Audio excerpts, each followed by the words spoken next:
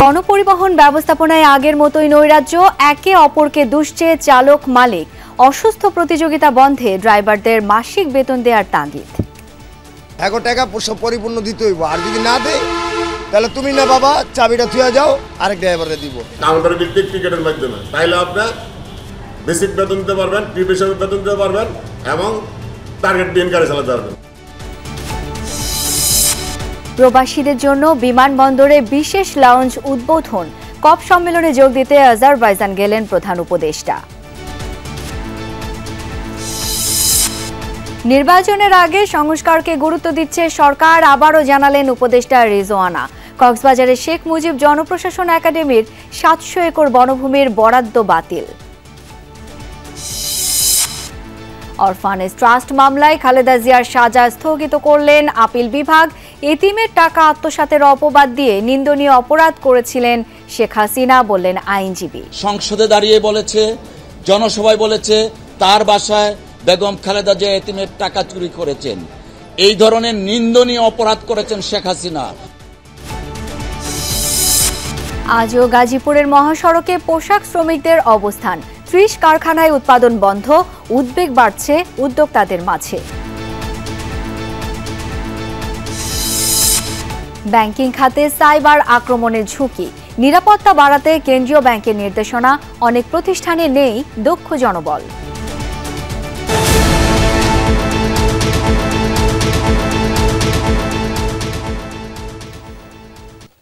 দেখছিলেন শিরোনামগুলো। এছাড়াও দেশ বিদেশের আরো খবর নিয়ে দুপুরের বাংলাদেশে আপনাদের সাথে আছি আমি শাওন দত্ত। দেশের রাজনৈতিক পট পরিবর্তন হলেও গণপরিবহন চলছে আগের মতোই। থামছে না দুর্ঘটনা, নিরসন হচ্ছে না দীর্ঘদিন ধরে চলে আসা অনিয়ম। অবস্থা যখন এমন, তখন একে অপরের উপর দোষ চাপাতে ব্যস্ত গণপরিবহন খাত সংশ্লিষ্ট প্রতিটি পক্ষ। তবে বাস চালক ও মালিক উভয় পক্ষই একটি বিষয়ে একমত, ড্রাইভারদের মাসিক বেতন নির্ধারণ করে দেয়া হলে বন্ধ হবে লোকাল বাসে যাত্রী তোলার অসুস্থ প্রতিযোগিতা। রাজনৈতিক পট পরিবর্তনের পর দেশের সর্বত্র সংস্কার চলমান, কিন্তু এখনও পরিবর্তনের ছোঁয়া লাগেনি রাজধানীর গণপরিবহন খাতে। আগের মতোই চলছে হাজারো অনিয়ম। ৩ জনের একটি দল, প্রত্যেকে কাজ করেন গণপরিবহনে, মনির, কবির এবং হাবিব। শুরুতে তারা দূরপাল্লার বাস কোম্পানিতে কাজ করলেও কেউই সেখানে স্বস্তি পাননি। একটু ভালো থাকার আশায় কাজ শুরু করলেন লোকাল বাস কোম্পানিতে, কিন্তু এখানে এসে ঠিক কতটা ভালো আছেন তারা? যে পরিশ্রমটা করে পরিশ্রমের তুলনায় আমাদের পারিশ্রমিকটা কেউ দিতেছে না। প্রতিদিন তো আমরা কাজ করতে পারি না, রাত্রে 1টা বাজে 2টা বাজে বাসায় যাই, রাত্রে আবার ভোর 4টা বাজে উঠতে পারি। বিভিন্ন চাপে কিনা একটা ভুল হয়ে যায়। যে রুটে তারা গাড়ি চালান সেখানে যাত্রী নেয়ার অসুস্থ প্রতিযোগিতা তীব্র। দূরপাল্লার গাড়িতে যাত্রী নিতে পাল্লাপাল্লি না থাকলেও রাজধানীর ভিতরের সড়কগুলোতে এটা প্রকট। যাত্রী, মালিক প্লাস আর্থিক আমাদের উপরে সবার প্রেশার দেয় আছে। যেখানে গাড়ি লাগবে 60টা গাড়ি হলে রোডটা কভার হয়, সেখানে গাড়ি আছে 260। পিছনে গাড়িটা আসতেছে, ওরে আমি যাতা দিয়ে ধরলাম। এখানে বাম পাশে মানুষ আছে না, ছাগল আছে না, হুন্ডা আছে, এগুলা দেওয়ার সময় আমার নাই। আমার সময় হলো যে মালিক ইনকাম করে দিতে হবে। কোনো নির্ধারিত মাসিক বেতন নেই।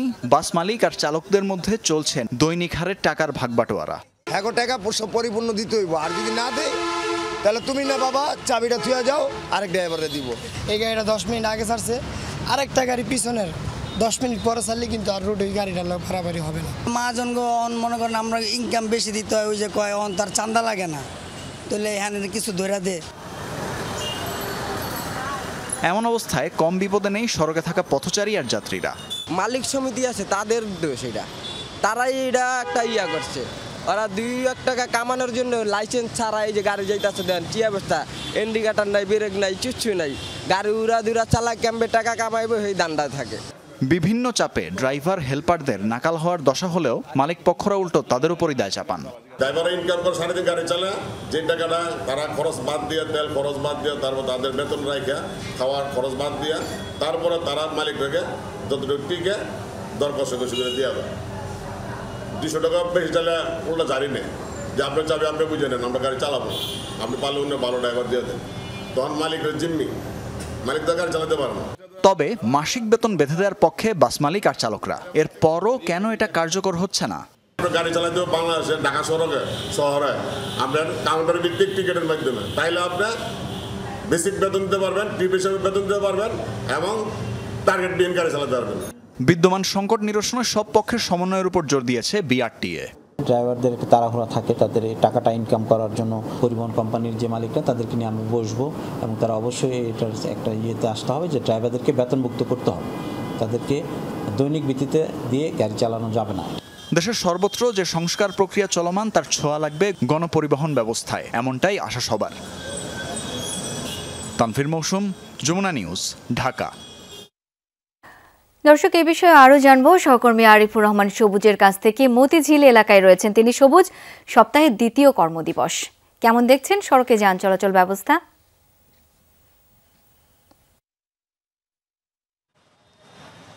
মূলত সড়কের আজকে যেহেতু সপ্তাহের দ্বিতীয় দিন, প্রত্যেকটি সড়কে যানবাহনের যে চাপ সেটি রয়েছে এবং সচরাচর আমরা যেটি দেখি যে গণপরিবহনের ক্ষেত্রে, গণপরিবহন চলাচলের ক্ষেত্রে যে নৈরাজ্য, সেই নৈরাজ্য কিন্তু প্রত্যেকটি সড়কেই বিরাজমান। এবং আপনি নিশ্চয়ই দেখতে পাচ্ছেন যে মতিঝিলের যে শাপলা চত্বর, সেই শাপলা চত্বরে আপনি এইখানকার চিত্রটাই যদি বলেন যে বাসগুলো যেই জায়গায় আসলে দাঁড়ানোর কথা সেই জায়গায় দাঁড়াচ্ছে না, বা যেখানে সেখানে দাঁড়িয়ে যাত্রী তুলছে, এই যে কমন একটি বিষয়, সেই বিষয়টি কিন্তু রয়েছে। এবং এটির ফলে যেটি হচ্ছে মূলত যানজট সৃষ্টির একটি অন্যতম কারণ বলা হয়ে থাকে। এবং এর পাশাপাশি যেটি দেখা যাচ্ছে যে আশেপাশের যে ফুটপাতগুলো রয়েছে, ফুটপাতের একটি বড় অংশ জুড়ে ফুটপাতে বিভিন্ন দোকানপাট বসে গিয়েছে, সেই কারণে দীর্ঘ একটি যানজট তৈরি হয়েছে।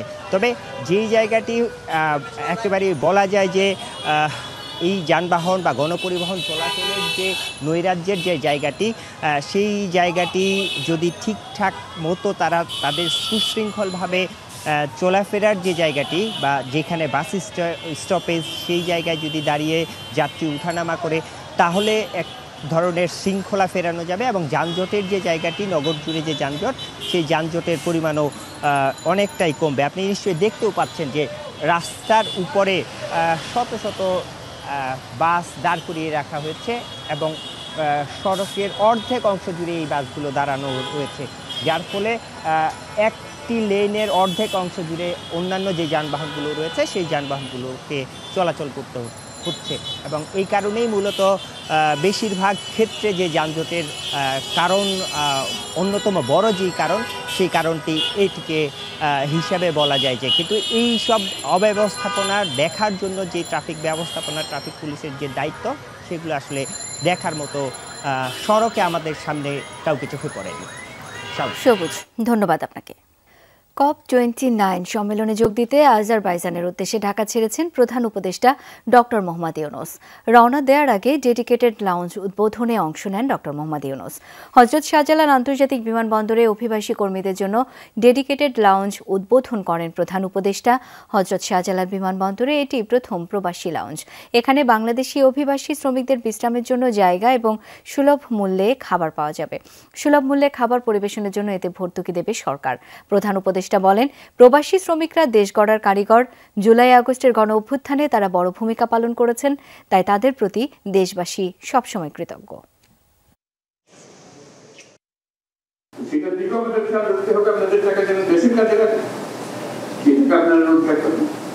আপনাদের যে প্রাপ্য, যে সম্মান, সেই সম্মানটুকু যেন জাতি দিতে পারে, সেই সম্মানটুকু দেওয়ার জন্য আজকে প্রথম পদক্ষেপ হল। আমরা আশা করি আরো বহু রকমের পদক্ষেপ নেওয়া হবে। যুক্তরাষ্ট্রের নির্বাচনে ক্ষমতার পালা বদলে এবারের জলবায়ু সম্মেলনে নেতৃত্ব দিতে পারেন ডক্টর মোহাম্মদ ইউনূস। জলবায়ু ক্ষতিগ্রস্ত দেশের প্রধান হিসেবে আজারবাইজানের বাকুতে 29তম জলবায়ু সম্মেলনে যোগ দিতে ঢাকা ছেড়েছেন তিনি। যুক্তরাষ্ট্রের নতুন প্রেসিডেন্ট ডোনাল্ড ট্রাম্পের উদাসীন জলবায়ু নীতির কারণে এবার হয়তো দেশটির আলোচকদের নিষ্ক্রিয়ই থাকতে হবে। বিশ্লেষকদের মতামত, ইউরোপ ও মধ্যপ্রাচ্যের সাথে জোর অবস্থান নিতে পারে বাংলাদেশও। আহমেদ রেজা জানাচ্ছেন বিস্তারিত। আজারবাইজানের রাজধানী বাকুতে আজ শুরু হচ্ছে 29তম জলবায়ু সম্মেলন। এবারের সম্মেলনে প্রাধান্য দেয়া হবে জলবায়ু অর্থনীতিকে। বিশ্লেষকরা বলছেন, এবার ক্ষতিগ্রস্ত দেশগুলোর পক্ষে সিদ্ধান্ত আসবে কম। উন্নত বিশ্ব কিভাবে অর্থায়ন করবে এবং আমরা যারা বাংলাদেশের মতো ক্লাইমেট ভালনারেবল কান্ট্রি আছে তারা সেই অর্থায়নকে কিভাবে অ্যাক্সেস করতে পারি এবং কাজে লাগাতে পারি, সেই বিষয়টি আমার মনে হয় এবারের জন্য কপের জন্য গুরুত্বপূর্ণ। এবং পার্টিকুলারলি এই কপে আরেকটি বিষয় গুরুত্ব পাচ্ছে, সেটা হচ্ছে যে তরুণ প্রজন্মের অংশগ্রহণ। সম্প্রতি যুক্তরাষ্ট্রের নির্বাচনে জয়লাভ করেছে রিপাবলিকান নেতা ডোনাল্ড ট্রাম্প, যিনি ইতোমধ্যে প্যারিস জলবায়ু চুক্তি থেকে সরে যাওয়ার প্রস্তুতি নিচ্ছেন। ফলে এবারের সম্মেলনে যোগ দেয়া বাইডেন প্রশাসনের আলোচকরা অনেকটাই দর্শকের ভূমিকা পালন করবেন। বাইডেন প্রশাসন তাদের যে নেগোসিয়েটাররা তারা এটাতে অংশগ্রহণ করবেন।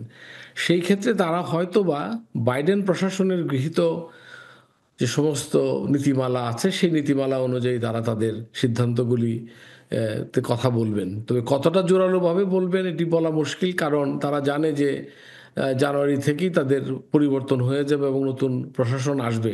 পশ্চিমারা এবারের সম্মেলনে সক্রিয় না থাকলেও নেতৃত্বে সরব থাকবে ইউরোপিয়ানরা। তবে প্রথমবারের মতো সরকার প্রধান হিসেবে যোগ দেয়া ডক্টর ইউনূসের গ্রহণযোগ্যতা আছে সব মহলেই। ফলে এবারের সম্মেলনে জোর অবস্থান থাকতে পারে বাংলাদেশের। আমি মনে করি যে এটা পৃথিবীর জন্য একটা অপরচুনিটি বটে, যে আমাদের নতুন লিডারশিপ গ্রো করানোর জন্য। যেখানে যুক্তরাষ্ট্রের প্রেসিডেন্ট ইলেক্ট নিজে ক্লাইমেট চেঞ্জের ব্যাপারে উনি সন্দিহান, সেক্ষেত্রে আমি মনে করি ভালনারেবল কান্ট্রি লিডার হিসাবে বাংলাদেশের পক্ষ থেকে আমাদের অন্তর্বর্তী সরকারের প্রধান আছেন মাননীয় প্রধান উপদেষ্টা ডক্টর প্রফেসর মোহাম্মদ ইউনূস সাহেব, উনি শুধুমাত্র বাংলাদেশের লিডারশিপ না, গ্লোবাল লিডারশিপও এই গ্যাপটা ফিল আপ করতে পারে। সম্মেলনে ক্লাইমেট ফিন্যান্স অ্যাকশন ফান্ডের ঘোষণা দিয়েছে এবারের কপ প্রেসিডেন্সি। যদিও ২৮তম সম্মেলনের প্রথম দিনে ক্ষতিপূরণ তহবিলের ঘোষণা দিয়ে তাক লাগিয়েছিল দুবাই, তবে সেটির কার্যক্রম এখনো শুরু না হওয়ায় বিশ্লেষকরা বলছেন এটি ছিল লোক দেখানো। যে কপের শুরুতে এরকম অ্যানাউন্সমেন্টগুলো কপের ২ সপ্তাহ ব্যাপী যে আলোচনা সেটাকে অনেকটা ত্বরান্বিত করে, অনেকটাকে এক্সেলারেট করে এবং আউটকামটাকে আরো অ্যাম্বিশিয়াস করতে হেল্প করে। জলবায়ু সম্মেলনের লিডার সামিট ও বেশ কয়েকটি উচ্চ পর্যায়ের বৈঠকে যোগ দেবেন প্রধান উপদেষ্টা professor doctor Muhammad Yunus. Ahmed Reza, Jamuna news, Dhaka. দর্শক, সচিবালয়ে কথা বলছেন শপথ নেয়া নতুন উপদেষ্টা মোস্তফা সরোয়ার ফারুকী। সরাসরি চলে যাচ্ছি সেখানে। তো আমি ওই মিটিংয়ে বসে ওনাদের সবার পরামর্শ নিব, ইনক্লুডিং ইম্পর্টেন্ট স্টেক হোল্ডার্স, এবং তারপর ওনাদেরকে বলবো যে আপনারা আমাদেরকে প্ল্যান দিন যে 3 মাসে কি করতে পারি আমরা, মানে দৃশ্যযোগ্য পরিবর্তন কি, মানে আমরা অফিস করলাম, বাসায় গেলাম, বেতন নিলাম, সেটা না, ভিজিবল কি চেঞ্জ আমরা করতে পারবো 3 মাসে। এরপর আরেকটা প্ল্যান দিতে বলবো যে 1 বছর, যে 1 বছর মেয়াদে আমরা কি কি পরিবর্তন ঘটাতে পারি, কি কি প্রকল্প আমরা বাস্তবায়ন করতে পারি, যে পরিবর্তনগুলো আমাদের সংস্কৃতি অঙ্গনে একটা মেজর ইম্প্যাক্ট ফেলতে পারে। এখন এই যে 1 বছর মেয়াদে যে পরিকল্পনা করব, সেখানে আমাদের স্বপ্ন থাকবে অনেক। ফলে আমরা দেখবো যে কিছু বাজেটে কুলাচ্ছে, কিছু কুলাচ্ছে না। আমি প্রধান উপদেষ্টা মহোদয়কে বলেছি আমার যোগ দেওয়ার আগে যে এই পরিকল্পনাগুলো নিয়ে আমরা ওনাদের কাছে পেশ করবো, ওনার কাছে প্রেজেন্ট করব। করার পরে উনি যদি মনে করে যে this is important, this is needed, উনি আমাকে আশ্বাস দিয়েছেন এবং আমি ওনাকে বিশ্বাস করি। He is a dreamer. এবং উনি বলেছেন যে পরিকল্পনা দেখার পরে আমার সঙ্গে উনি বসবেন, বসে তারপর উনি ওনার সিদ্ধান্তগুলো আমাকে জানাবেন এবং আমার বিশ্বাস আমরা ওনার কাছ থেকে ফুল সাপোর্ট পাবো। ফলে এই হচ্ছে আমার আপাতত বলবার কথা। বাকিটা হচ্ছে আমি এখন সবার কথা শুনবো, বাট তার আগে বোধ হয়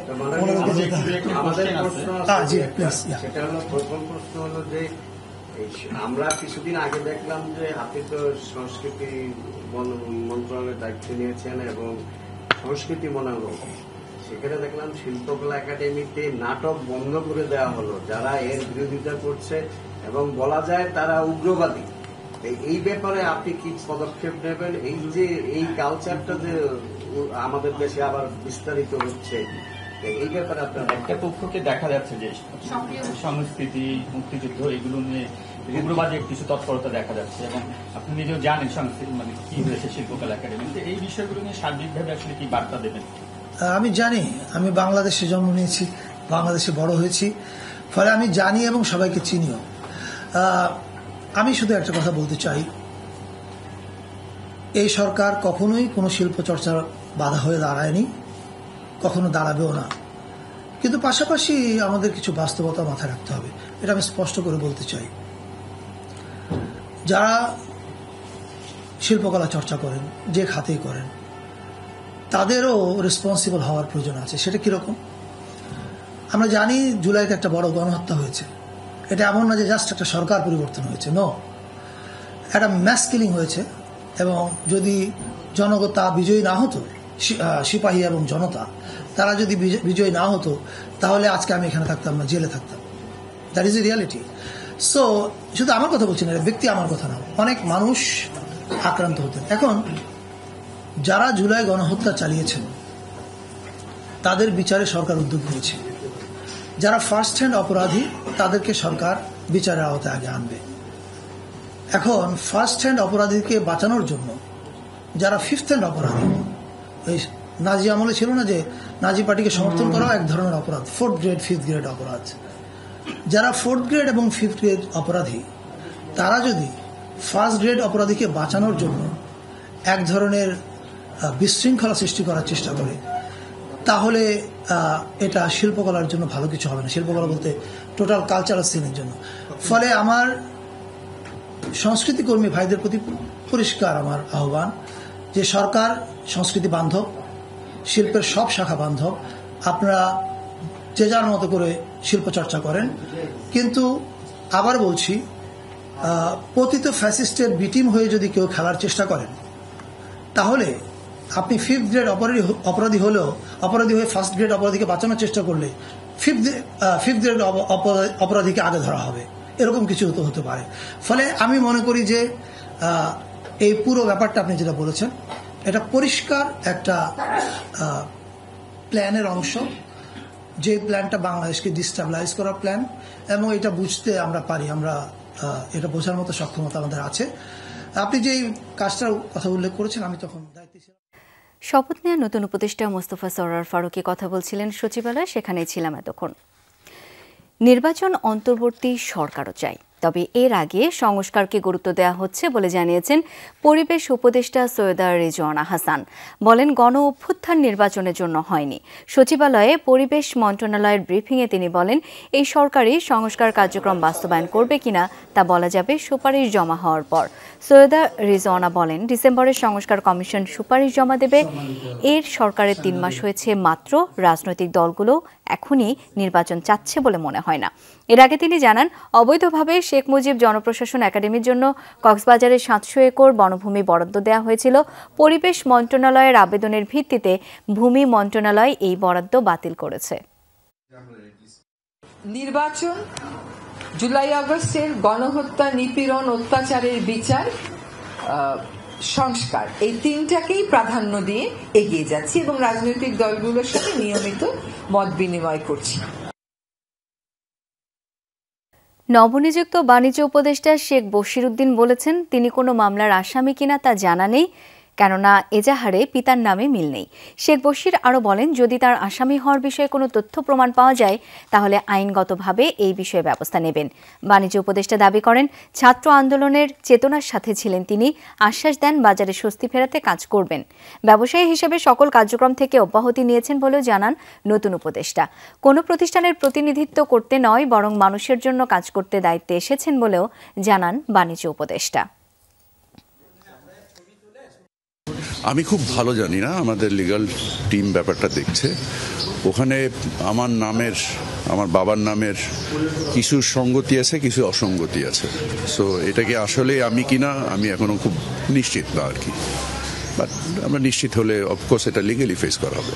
আমি আমার প্রতিষ্ঠান থেকে সম্পূর্ণরূপে সম্পর্ক ছিন্ন করেছি এবং আমি আমার কমিটমেন্ট টু দ্য পিপল, আমি নিজেও একজন ভোক্তা আপনার মতোই।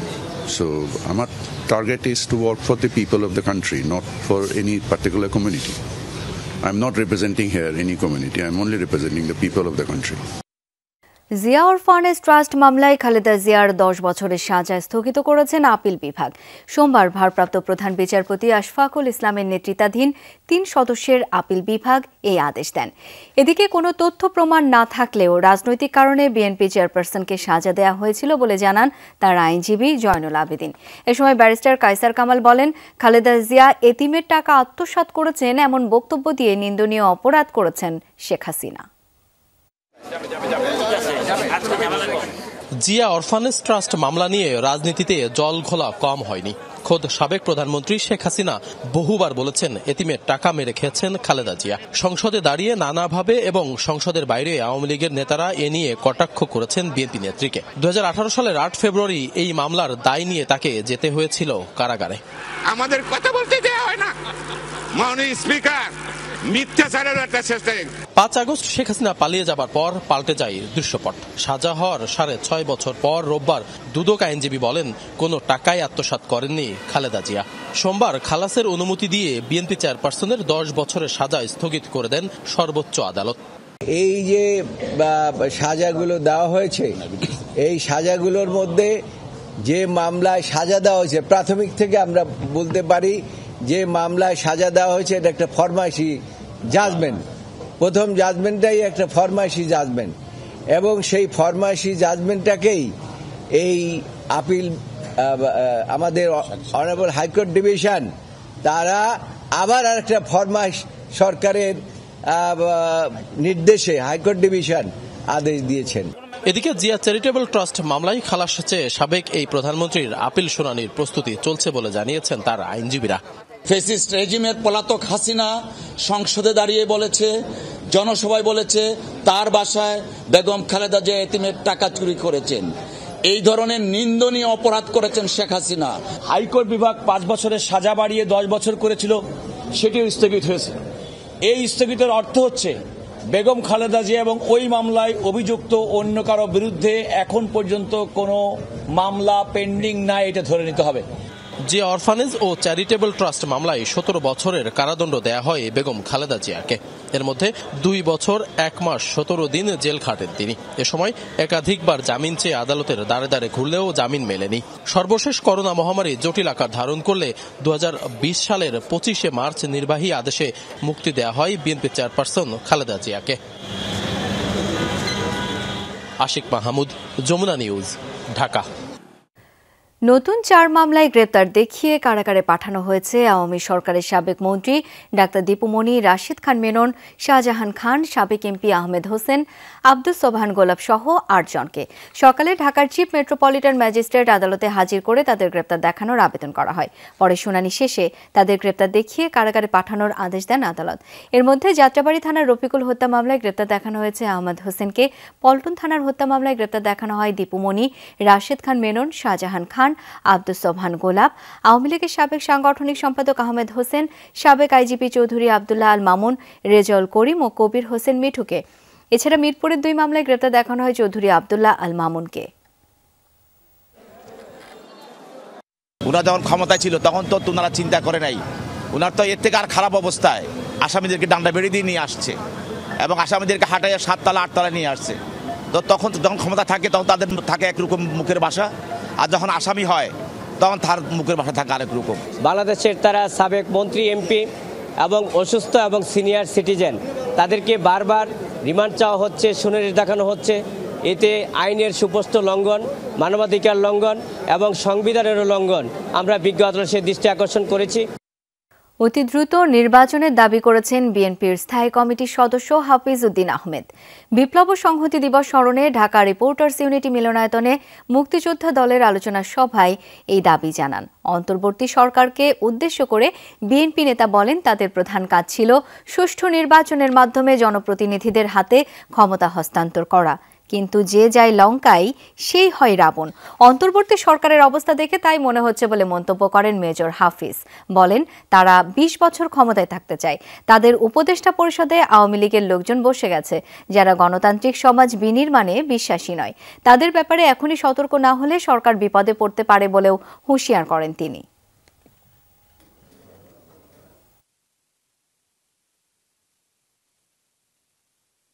সাধারণ মানুষ বোঝে সেই ভাষায় কথা বলেন। অতি অল্প সময়ের মধ্যে নির্বাচনী সংস্কার করে নির্বাচন দেন, বাকি সংস্কার করবে নির্বাচিত প্রতিনিধিরা। জনগণের মুখের ভাষা তো নির্বাচিত প্রতিনিধি, সেই নির্বাচনে আপনারা অংশগ্রহণ করেন। ছাত্ররা অংশগ্রহণ করতে পারে, তাদের যে নাগরিক পার্টি আছে তারাও অংশগ্রহণ করতে পারে, অন্য কোনো দলকে সমর্থন দিতে পারে। শ্রমিক বিক্ষোভের জেরে 3 দিন ধরে থমকে আছে গাজীপুর ময়মনসিংহ মহাসড়ক। বকেয়া বেতনের দাবিতে পোশাক শ্রমিকদের অবরোধের মুখে প্রায় 12 কিলোমিটার এলাকা জুড়ে যানজট দেখা দিয়েছে। চরম ভোগান্তিতে যাত্রী ও চালকরা। শ্রমিক বিক্ষোভের জেরে গাজীপুরের 46টি কারখানা বন্ধ ঘোষণা করেছে কর্তৃপক্ষ। ব্যস্ত কর্মদিবসে অচল সড়ক, স্থবির হয়ে পড়েছে ব্যস্ততম মহাসড়কে যান চলাচল। টানা 3 দিন ধরে বন্ধ গাজীপুরের সড়ক মহাসড়ক। বকেয়া বেতনের দাবিতে ঢাকা ময়মনসিংহ মহাসড়কের মোগরখাল এলাকায় TMZ গ্রুপের 6টি পোশাক কারখানার শ্রমিকরা অবস্থান নিলে বন্ধ হয়ে যায় যান চলাচল। এতে চরম দুর্ভোগে যাত্রীরা। রাস্তা ভোগান্তি দিতেছে, হাইডা যাত্রা করতেছে, অনেকের অসুস্থ রোগী যারা তারা অনেক বিপদ করতেছে। মোটর গাড়ি চালায় ভাত খাই। এই যে আজকে 4 দিন যাবত রাস্তাঘাট বন্ধ, আমরা কিভাবে চলি, কেমনে বাল বাচ্চারা আহার যোগাই, সেটা তো মনে করেন যে আমাদের খুব কষ্ট হয়ে যাচ্ছে। বাচ্চা কাচ্চা রাস্তায় অনেকক্ষণ লম্বা সময় গাড়িতে থাকলে অনেক জায়গায় অনেকের কাছে খবর হয়েছে তারা অসুস্থ হয়ে যাচ্ছে। সেক্ষেত্রে আমরা এখন খুব বিপদের মধ্যে আছি। পরিবহনগুলো বিকল্প 3টি পথে যাতায়াত করছে। চন্দ্রা আশুলিয়া, গাজীপুর চৌরাস্তা হয়ে পুবাইল নারায়ণগঞ্জ এবং কাপাসিয়া নরসিংদী হয়ে কিছু গাড়ি চলছে। এছাড়া ভোগড়া বাইপাস ও জয়দেবপুর থেকে বনমালা হয়েও চলাচল করছে অনেকে। এতে ভাড়া গুনতে হচ্ছে দ্বিগুণ, বেড়েছে ভোগান্তি। অনেকে উপায়ন্তর না দেখে পায়ে হেঁটেই রওনা হয়েছেন গন্তব্যে। আজকে 9টা থেকে আসতেছি, আব্দুল্লাহপুর থেকে হাইটে আসছি, কখনো অটো আসতেছে 10 টাকার বার 80 টাকা। 80 টাকায় শুধু সমাধান নয়, মানুষ মনে করেন আসারই তো সংকটাপন্ন। 2-3 ঘন্টা যাবত হারতাছি, আমরা হাইটা বেড়াচ্ছি, কোনো একটা গাড়ি পাচ্ছি না। এই যে রাস্তাঘাটে আন্দোলন এইটা হেডা, সরকার কোনো কিছু করতেছে না। তবে বিকল্প উপায় না থাকায় ময়মনসিংহ থেকে ঢাকাগামী পরিবহনগুলোকে মাঝপথেই যাত্রী নামিয়ে আবার ফিরে যেতে হচ্ছে। গাড়ি ঢাকা পর্যন্ত পৌঁছবে না। এখন আমার মেয়ে তো যাবে হলো এই চকবাজার, তাকে যদি চৌরাস্তা নামাই দেওয়া হয় তাহলে এই মেয়েটা একলা ওখানে যাবে কি করে? এক সিঙ্গেল আইসি 3 দিন আগে 300 টাকা বেতন, 3000 টাকা খরচ, 2700 টাকা ঋণ। এই টাকা কে দিব আমাদের? আমাদের 3 মাসের বেতন দেওয়া হচ্ছে না, আমার ঘরে খাবার নাই। এখানে সেনাবাহিনী আইসি, সেনাবাহিনী বুঝাইছে, কিন্তু টাকা না দিলে কেউ রাস্তা ছাড়বে না, টাকা দিলে পরে রাস্তা ছাড়বে। যে কোনো বিক্ষোভ বা আন্দোলনে বারবার মহাসড়ক অবরোধ ও যাত্রীদের জিম্মির ঘটনায় ক্ষোভ জানিয়েছেন এই পথে চলাচলকারীরা। জারিন অর্নি, যমুনা নিউজ। শিল্পপতি শেখ বশিরকে অন্তর্বর্তী সরকারের বাণিজ্য এবং পাট ও বস্ত্র মন্ত্রণালয় উপদেষ্টা নিযুক্তের প্রতিবাদে যশোরে বিক্ষোভ মিছিল করেছে বৈষম্য বিরোধী ছাত্র আন্দোলন। রোববার রাতে শহরের দড়াটানা থেকে বিক্ষোভ মিছিল বের করেন বৈষম্য বিরোধী ছাত্র আন্দোলনের নেতাকর্মীরা। পরে ভৈরব চত্বরে একটি সমাবেশ হয়। এ সময় বিক্ষুব্ধরা দাবি করেন অভ্যুত্থানের সময় শেখ বশির ছাত্র জনতার বিপক্ষে ছিলেন, তাই তাকে উপদেষ্টা করে আন্দোলনে নিহতদের রক্তের সাথে বেইমানি করা হয়েছে। মোস্তফা সরোয়ার ফারুকীকে সংস্কৃতি বিষয়ক মন্ত্রণালয়ের উপদেষ্টা নিযুক্তের প্রতিবাদে বিক্ষোভ মিছিল করেছেন জাহাঙ্গীরনগর বিশ্ববিদ্যালয়ের শিক্ষার্থীরা। গতরাতে বিশ্ববিদ্যালয়ের বটতলা থেকে একটি বিক্ষোভ মিছিল বের করেন বৈষম্য বিরোধী শিক্ষার্থীরা। মিছিল শেষে সংক্ষিপ্ত সমাবেশ করেন তারা। তাদের অভিযোগ, ফ্যাসিস্ট আদর্শের প্রতি সহানুভূতিশীল উপদেষ্টাকে ছাত্র জনতার সরকারে অন্তর্ভুক্তি সরাসরি আন্দোলনের চেতনা পরিপন্থী। সদ্য শপথ নেয়া এই উপদেষ্টাকে অবিলম্বে পদত্যাগের দাবিও জানান তারা।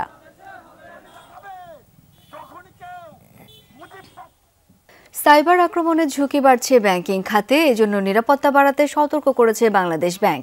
বিশ্লেষকরা বলছেন, অনেক ব্যাংকের সাইবার আক্রমণের ঝুঁকি মোকাবেলার সক্ষমতা নেই, তাই শুধু নির্দেশনা দিলেই হবে না, এর বাস্তবায়ন নিশ্চিত করতে হবে। সেই কারণেই অডিটে অন্তর্ভুক্ত করতে হবে সাইবার ঝুঁকির বিষয়টি।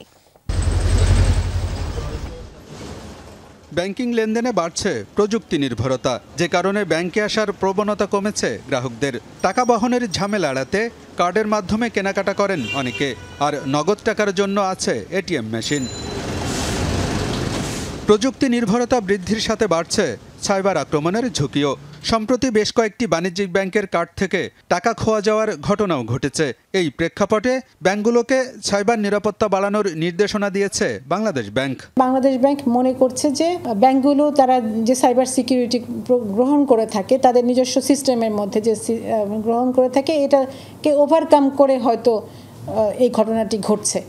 এই কারণে একটা সাধারণ সতর্কতামূলক একটা বিজ্ঞপ্তি বাংলাদেশ ব্যাংক প্রচার করেছে এবং একই সাথে ওই সংশ্লিষ্ট ব্যাংকগুলোর সাথে কিন্তু বাংলাদেশ ব্যাংক যোগাযোগ রাখছে, কঠোর নজরদারিতে তারা রয়েছে। ব্যাংকাররা বলছেন সারা বিশ্বই সাইবার আক্রমণের ঝুঁকিতে, বাংলাদেশের ব্যাংক ও আর্থিক প্রতিষ্ঠানও এর বাইরে নয়। বাংলাদেশ ব্যাংকের নির্দেশনার আলোকে বাড়ানো হয়েছে নিরাপত্তা ব্যবস্থা, তবে ঝুঁকি বিবেচনায় এ খাতে বিনিয়োগ কম। বিভিন্ন ব্যাংক 24/7 ইভেন তাদের ট্রানজ্যাকশনগুলো মনিটর করে এবং ট্রিগার সেট করা থাকে যে এরকম হলে এইরকম বা এই ধরনের জিনিসগুলো হয়। তো ফ্রড রিস্ক ম্যানেজমেন্ট একটা ডিপার্টমেন্ট কিন্তু আজকাল বিভিন্ন ব্যাংক করে ফেলতেছে এবং ট্রানজ্যাকশন মনিটরিং একটা ডিপার্টমেন্ট থাকে যারা কন্টিনিউয়াস ট্রানজ্যাকশন মনিটরিং করে। তো এই জিনিসগুলো ইম্পর্ট্যান্ট। আর যেটা হচ্ছে কি আপনার ওই যে আইটি সিকিউরিটিটাকে হ্যাজ টু বি স্ট্রেংথেন। এখন মুশকিল হচ্ছে যে আমরা বাংলাদেশি ব্যাংকগুলোর আসলে ওই লেভেল অফ ইনভেস্টমেন্ট ক্যাপাসিটি নাই। বিশ্লেষকরা বলছেন কয়েকটি ব্যাংকের সাইবার ঝুঁকি মোকাবেলায় প্রস্তুতি থাকলেও বেশিরভাগেরই তা নেই। তাই শুধু নির্দেশনা দিয়ে সাইবার আক্রমণের ঝুঁকি কমানো যাবে না, নির্দেশনা মানতে বাধ্য করতে হবে ব্যাংকগুলোকে। যতগুলো ব্যাংক আছে সবগুলো ব্যাংকের প্রস্তুতি একই মাত্রায় না, যেখানে একটা বড় গ্যাপ আছে। এই গাইডলাইন দেওয়াটা যথেষ্ট হবে না বাংলাদেশ ব্যাংকের জন্য। বাংলাদেশ ব্যাংক যেহেতু প্রতি বছর প্রত্যেকটা ব্যাংক অডিট করে, সেই অডিটের সঙ্গে সঙ্গে এই সাইবার সিকিউরিটি অডিটও থাকতে হবে। অর্থাৎ এই যে নির্দেশনা বাংলাদেশ ব্যাংক জারি করলো, প্রত্যেকটা ব্যাংক তার শতভাগ পালন করছে কিনা সেটা বাংলাদেশ ব্যাংকে আসলে দেখতে হবে।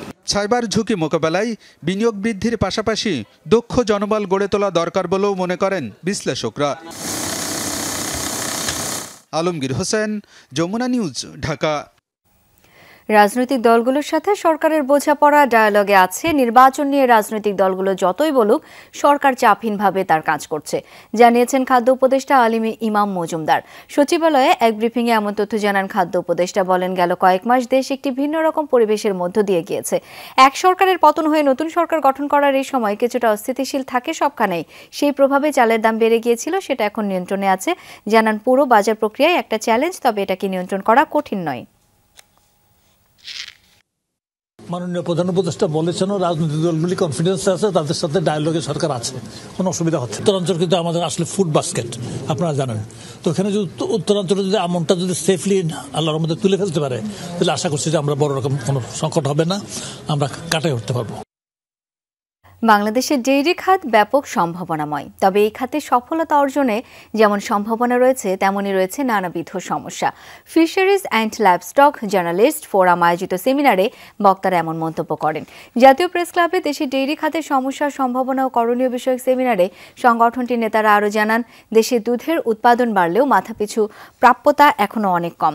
নিশ্চিত হয়নি খামারিদের উৎপাদিত দুধের ন্যায্য মূল্য। এছাড়া বাজারে নিম্নমানের আমদানিকৃত গুঁড়ো দুধের কারণে ক্ষতিগ্রস্ত হচ্ছে দেশের উদ্যোক্তারা।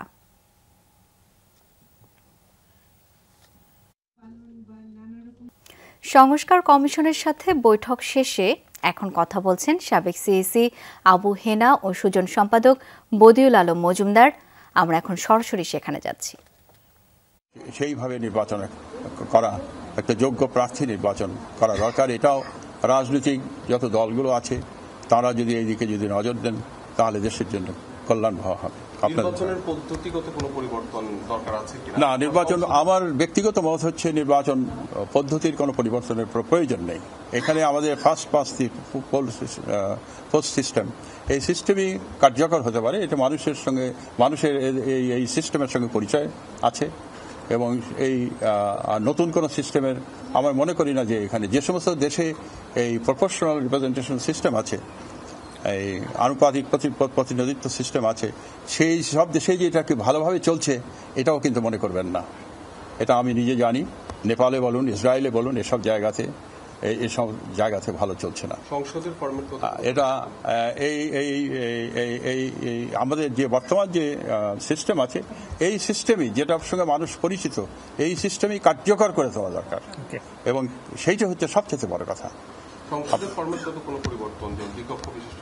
না, আমার এই বিষয়ে কোনো নাই। এটা আমার মনে হয় রাজনৈতিক দলগুলো ঠিক করবে যে এটা দ্বিকক্ষ বিশিষ্ট হবে কিনা, না বর্তমান সিস্টেমই চলবে কিনা।